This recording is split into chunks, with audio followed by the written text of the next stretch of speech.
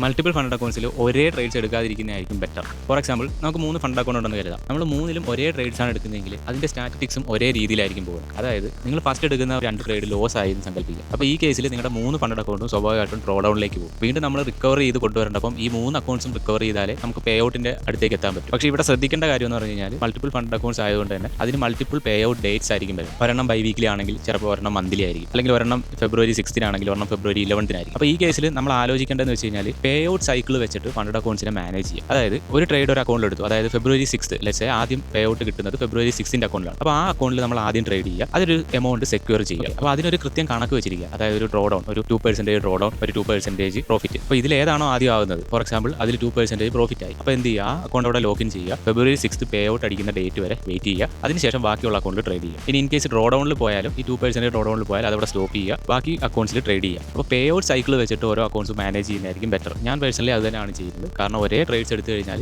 Account draw ഡൗണിലേക്ക് പോയി കഴിഞ്ഞാൽ എല്ലാ അക്കൗണ്ട്സും ഡ്രോ ഡൗണിലാവും. സോ പേ ഔട്ട് ഡേറ്റ് വരുമ്പോഴത്തേക്കും നിങ്ങൾക്ക് ഒരു പേ ഔട്ടും കിട്ടാതെ വരുന്നൊരു സിറ്റുവേഷൻ ഉണ്ടാവും.